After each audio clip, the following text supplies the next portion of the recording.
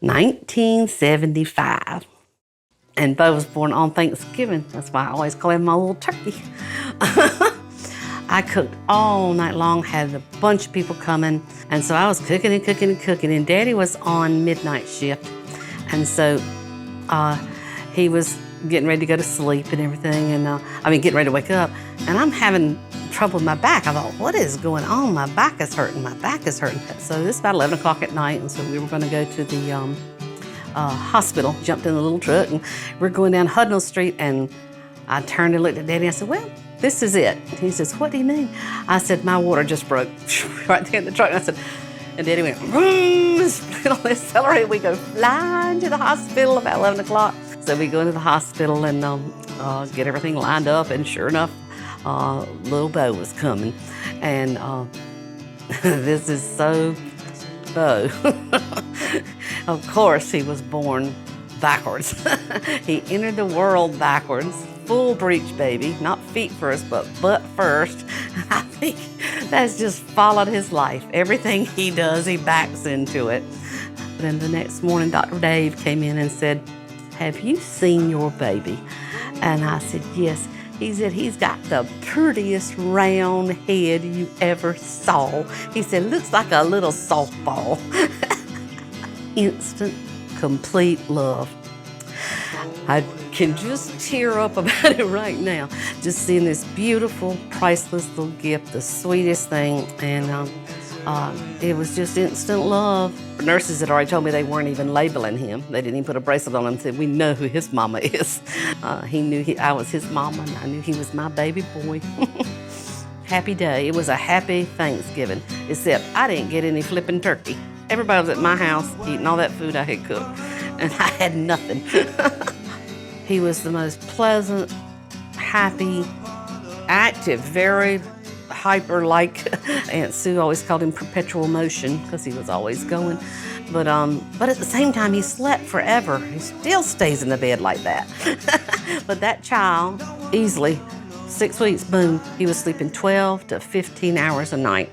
Very rough, very athletic, very energetic, very, oh boy, but a sweetness in him, and didn't know a stranger and would just do anything. You know, he was an easy child, easy. When he was a little boy, say 3 or 4 or 5, and I would get, he'd do something wrong or get in some trouble, and I'd say, I'm gonna be mad at you. He said, oh, Mama, please don't be mad at me. And that's about all you'd have to do. And we had these 2 green tub chairs at Rock, and I said, you're gonna have to sit in the chair. Please don't make me sit in the chair, Mama, please. It was like he's always had a flair for the dramatic. For anybody that knows him, has seen him, he was born with this gift of drama. One day he was playing down the street, and they were playing, and they called me and said, Miss Bennett, you gotta come down.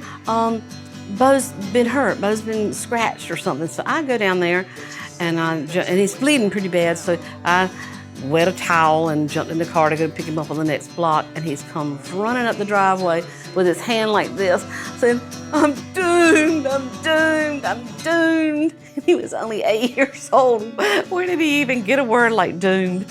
He just flew coming up the driveway to get a car because he thought he was gonna be ruined, disfigured forever. So I had to pry his hand away to see how he was. And the axe had hit him right across the head. He had stepped back because he was not supposed to play with him, and the little boy had lifted it over his head and was sliced right down his face. So we're very lucky he wasn't doomed. He definitely had this appreciation for the arts. Aunt Sue always remembered when he started cooking, this was her thing. He's about 4 now. When I had a meal, I was always conscious of color and your plate looking pretty and having different shapes, you know, and so I'd always do a little relish tray. So we're passing around, and when it got to Beau, he was no more than 4, he said, oh, I love these decorations. So he had an eye for a pretty plate way back then, and I got a cute picture of him rolling out dough with my apron on, you know, Christmas cookies. I don't have a clear first memory of Beau.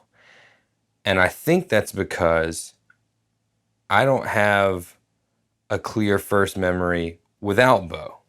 The first day he saw Rain, fortunately they had started letting children come up, and he was so shy and so quiet looking up there, and he was glad to see me because I'd never left him before. I mean, we were just always very close, and so he got to see Rain through the window at the hospital, and oh, he was just amazed and amazed over that, and he really liked that. So then we brought Rain home. Aunt Sue and I did. Daddy was doing a bulkhead down at Hyde County at our little place, and we brought Rain home and put him in the family cradle. That was my great-grandfather's cradle. I've still got it in the bedroom right now. And we laid him down in there, and Beau just came in. And I think this whole life with Rain speaks to his generosity. Beau, I think, is a generous, giving spirit, and that was early too. He kneeled down at that cradle and he said, "Oh, Mama," and he just touched him, put his hands on Rain. He said, "When we grow up, we can be the Rainbow Brothers." I just laughed, and Aunt Sue did, and that's carried my two boys all through their life, the Rainbow Brothers. The worlds that Beau created were boundless and endless. Probably the biggest world that he created was a wrestling federation. I was huge into wrestling. I wanted to be a wrestler. I was a wrestler. And the persona that I had, Beau created. It was called Beast or Rain. And it was like half leopard, half tiger, face mask, pretty much Hulk Hogan.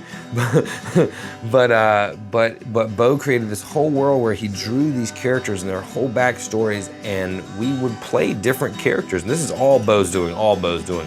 We would switch characters in mid-fight. And so Beau might be my tag team partner, and then in an instant he'd be the opponent, and I'd switch back and forth, and we'd play different characters. And these characters had their intro songs, and Beau had a tape of Rainbow Wrestling, RBW, and he'd have their intro songs, and like I said, he had every one of these characters drawn out, and he had a whole federation and a whole world created, and we would do that on the trampoline for hours. But it started a love affair with his baby brother Rain.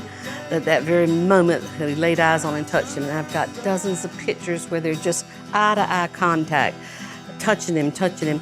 I think somewhere in Beau's mind as a little boy, he thought that I brought Rain home to him. I don't think he ever thought of him as my other son or my child. To me, it was truly like I have brought this, this baby home to Beau.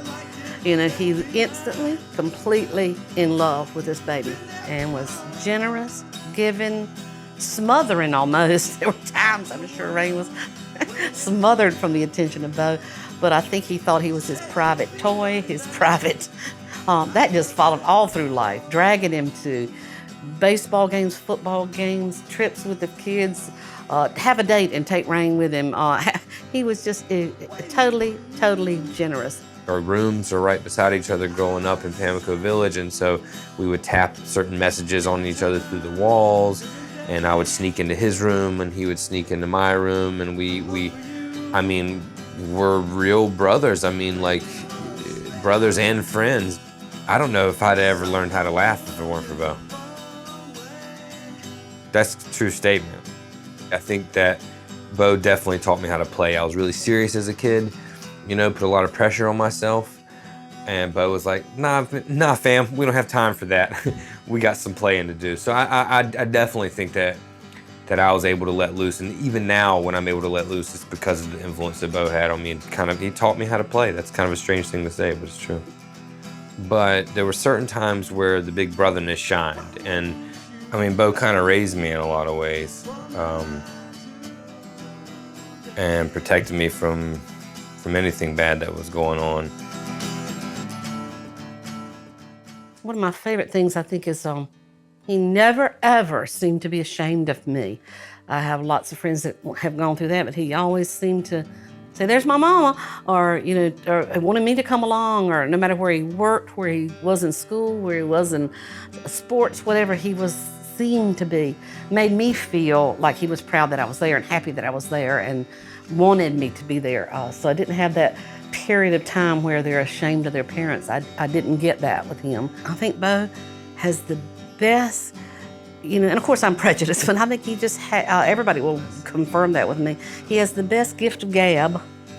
He can just chat to anybody and make them feel special, make them feel like they're his only friend, his only client, their only whatever. He's got that. He's got wonderful charisma. To me, he has retained that childlike energy, that childlike tenderness and sweetness, and that, to me, it's like he just smiles at the world and says, here I am, and with no doubt that everybody's gonna love him because he just has that. That's a natural born thing that he has, and I love that he stays with him, that can't believe he's 40 years old. He stayed with him for 40 years. That's that same kid that bounced into this world backwards, and sometimes Beau makes things twice as hard for himself as he has to by backing into a situation, but he always gets here. We're very hard on ourselves. Sometimes get self-depreciating and you know, you don't know if you're doing the right thing, and you don't know where you're going or if you're going anywhere, or what path you're taking. And if I could just take Beau off and have him hear one thing, it's that, like, you're doing it, you're in the middle of it, you are making it, you're doing it every single day. So I hope that Beau knows that he's killing it, and he's doing a great job, and he is good. I hope that Beau knows that he is good. I'm so proud of Beau Bennett. 40 years, I'm so proud of Beau. I'm so proud of him. Oh my gosh, I was proud when he was running around on flag football. I was proud when he was on church doing a play. I was proud when he was in show choir and singing, and he just smiles when he's singing and the joy is coming out. I was proud of him so many times in his life, but right now I'm so proud of him to see that he has this a company that says Beau Catering. You know, how cool is that? How great is that? I'm so proud of him. I feel like I've done okay because he's on his feet and he's successful and he's loving, and it just, I'm so proud of him. I love you, Beau.